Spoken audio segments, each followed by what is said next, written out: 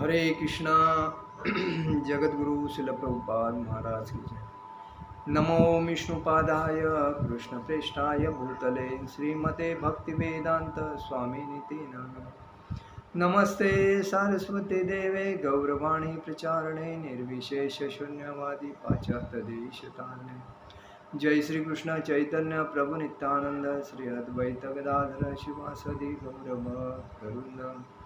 हरे कृष्ण कृष्ण कृष्ण हरे हरे, हरे राम राम राम हरे हरे। कृष्ण कृष्ण कृष्ण हरे हरे, हरे राम राम राम। हरे कृष्ण कृष्ण कृष्ण हरे हरे, हरे राम राम हरे। जगत गुरु शिल प्रभुपाद महाराज की जय। परम पूज्य लोकनाथ स्वामी महाराज की जय।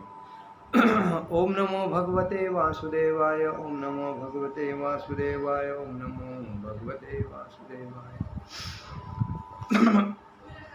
आज हम लोग चैतन्य चरितामृत के ऊपर चर्चा करेंगे। शिक्षा गुरु के त जानी कृष्णे न स्वरूप, अंतर्यामी भक्त श्रेष्ठ यही दुई रूप। मनुष्य को शिक्षा गुरु को कृष्ण का स्वरूप समझना चाहिए। भगवान कृष्ण स्वयं को परमात्मा रूप में तथा भगवान के सर्वश्रेष्ठ भक्त के रूप में प्रकट करते हैं। तात्पर्य शिल प्रभुपाद जी कहते हैं, शिल कृष्णदास कविराज गोस्वामी कहते हैं कि शिक्षा गुरु श्री कृष्ण का प्रामाणिक प्रतिनिधि होता है।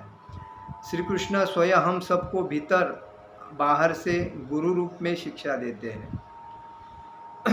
भीतर मतलब जो भगवान हमारे हृदय के अंदर अंश रूप में है, तो अंदर से हमें ज्ञान देते हैं। भक्ति में जब व्यक्ति आता है तो चल बिचल, प्रथमतः चल बिचल होता है और बाद में शांत रहने के बाद जब उसको इंद्रिय अपने काबू में लाना चाहता है, तभी उसको आहिस्ता आहिस्ता जो अंश रूपी भगवान अंदर जो बैठे हैं वो उनको ज्ञान देते हैं। तो भीतर एवं बाहर से गुरु के रूप में शिक्षा देते रहते हैं। बाहर से शिक्षा गुरु अनेक होते हैं, लेकिन वो भी हमें एक ना एक अलग अलग ज्ञान देते रहते हैं। इसीलिए भगवान कहते हैं कि दीक्षा गुरु एक होता है, लेकिन शिक्षा गुरु अनेक रूपों में मैं आपको ज्ञान देता हूँ। भीतर से वे हमारे नित्य संगी परमात्मा के रूप में शिक्षा देते हैं और बाहर से वे गुरु की भांति भगवत गीता की शिक्षा देते हैं, श्रीमद् भागवतम की शिक्षा देते हैं, श्री चैतन्य चरितामृत की शिक्षा देते हैं और अनेक अनेक जो रामायण है, महाभारत है, अलग अलग जो ग्रंथ है उसका ज्ञान हमें देते हैं। तो शिक्षा गुरु दो प्रकार के होते हैं। एक वह जो मुक्तावस्था में भक्ति के ध्यान में पूर्णतया निमग्न रहता है। दो कौन से प्रकार है गुरु के? एक वह जो मुक्त अवस्था, मुक्त शांत अवस्था में भक्ति के ध्यान में पूर्णतया निमग्न रहता है, मतलब शांत रह के भक्ति में निमग्न रहता है, मतलब तल्लीन रहता है। और दूसरा वह है कि समुचित शिक्षाओं द्वारा शिष्य के आध्यात्मिक चेतना को जागृत करता है। दूसरा कौन सा है? जो आध्यात्मिक हमेशा शिक्षाओं द्वारा शिष्य को आध्यात्मिक चेतना, मतलब अंदर जो हमारे भगवान बैठे हैं उनको जागरूक करता है। चेतना जो चेतना को जानेव बोलते हैं। जानेव हमें जो जानकारी मिलती है वो आध्यात्मिक जानकारी कौन देते हैं?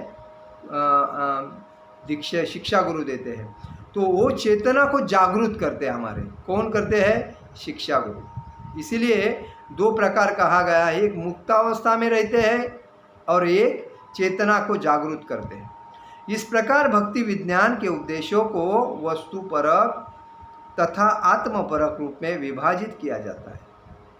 इस भक्ति विज्ञान के उपदेशों को वस्तुपूरक और आत्मपूरक रूप में विभाजित किया जाता है। कृष्ण से मिलाने के लिए अधिकृत होने के कारण आचार्य वास्तव में शिष्य के आध्यात्मिक ज्ञान को समृद्ध बनाता है। शिक्षा गुरु क्या करते हैं कि जो गुरु होते हैं वो शिष्य के आध्यात्मिक ज्ञान को समृद्ध बनाता है, ज्ञानी बनाता है, उन्नति करवाता है, भक्ति में कैसा आगे बढ़ना है और भक्ति को कैसा आत्मसात करना है, इसकी समृद्ध, वो इसमें समृद्ध बनाता है। इस प्रकार उसे भक्ति कार्यों के प्रति जागृत करता है। इसी प्रकार भक्ति कार्यों में उसे शिष्य को शिक्षा गुरु जागृत करता है। जब कोई व्यक्ति स्वरूप सिद्ध गुरु से ज्ञान प्राप्त करके भगवान विष्णु की सेवा में अपने आप को लगाता है, तब अभिधेय भक्ति का शुभारंभ होता है। क्या बताया है? स्वरूप सिद्धि गुरु से ज्ञान प्राप्त करके, मतलब जो एकनिष्ठ गुरु है, जब कोई व्यक्ति स्वरूप सिद्ध गुरु से कृष्ण का शुद्ध भक्त के गुरु, शुद्ध भक्त से कोई शिष्य ज्ञान प्राप्त करके भगवान विष्णु की सेवा में अपने आप को लगाता है, तब अभिधेय भक्ति का शुभारंभ होता है। मतलब अभिधेय, इसका मतलब क्या है कि कठोरता से भक्ति करता है और एक अनिष्ट भक्त का शुभारंभ होता है। भक्ति की ये क्रिया ये अभिधेय अर्थात कर्तव्य कहलाती है। अभिधेय का अर्थ दूसरा क्या है? कर्तव्य। जो एक अनिष्ट कर्तव्य, मतलब जो मेरा काम है वो मुझे करना है, उसमें कभी भूलना नहीं, उसको कभी टालना नहीं, कर्तव्य कहलाता है। हमारे एकमात्र आश्रय परमेश्वर ही है। हमारे एकमात्र आश्रय कौन है? परमेश्वर है, क्योंकि वही हमें तारते हैं, संभालते हैं, आगे बढ़ाते हैं, और जो हमारे ऊपर अन्याय करता है उसको कठोर दंड भी वही करते हैं। और जो व्यक्ति यह शिक्षा देता है कि कृष्ण तक किस प्रकार पहुंचाया जाए, वह भगवान का कार्यकारी रूप होता है। जो व्यक्ति हमें भगवान कृष्ण तक पहुंचाता है वो भगवान का कार्यकारी रूप होता है। आश्रयदाता, शरणदाता भगवान तथा दीक्षा गुरुओं और शिक्षा गुरुओं में कोई भेद नहीं होता। देखिए इसमें क्या बताया है कि आश्रयदाता मतलब जिसको शरण जो आया है, जो आश्रयदाता मतलब शरण में जो आया है, भगवान तथा दीक्षा गुरु और शिक्षा गुरुओं में कोई भेद नहीं है। तो जो जिसके शरण में हम जाते हैं तो उसमें कोई दीक्षा गुरु और शिक्षा गुरु में कोई भेद नहीं है। यदि कोई मूर्खतावश इनमें अंतर करता है तो वो अपराध है, तो वह भक्ति साधना में अपराध कहता है। इसलिए दीक्षा गुरु में और शिक्षा गुरु में अंतर नहीं करना चाहिए, क्योंकि दीक्षा गुरु एक होता है, शिक्षा गुरु अनेक होता है, लेकिन शिक्षा गुरु अनेक होने की वजह से हमारे भक्ति में उन्नति करने में, भक्ति में ज्ञान बढ़ाने में और भगवान से मिलाने में उनका बड़ा योगदान होता है। इसीलिए दीक्षा गुरु में और शिक्षा गुरु में कभी अंतर नहीं करना चाहिए। श्रील सनातन गोस्वामी आदर्श गुरु है, क्योंकि वे व्यक्ति को मदन मोहन के चरण कमलों की शरण प्रदान करते हैं। भगवान मतलब श्रील सनातन गोस्वामी जब छठ गोस्वामी में प्रथम सनातन गोस्वामी हैं, जो उन्होंने राधा मदन मोहन जी की स्थापना की थी वृंदावन में, तो वो कहते हैं कि व्यक्ति को मदन मोहन के चरण कमलों की शरण प्रदान करना चाहिए। भले ही कोई पूर्ण पुरुषोत्तम भगवान से अपना संबंध भूल गया हो, कारण वृंदावन क्षेत्र की यात्रा न कर सके, किंतु सनातन गोस्वामी की कृपा से वो वृंदावन में रहकर समस्त आध्यात्मिक लाभ प्राप्त करने का अच्छा अवसर मिल सकता है। देखिए सनातन गोस्वामी ने इतना मतलब राधा मदन मोहन के भक्ति की है, और उनके आशीर्वाद से जो भक्त है उसको वृंदावन में रहकर राधा मदन मोहन का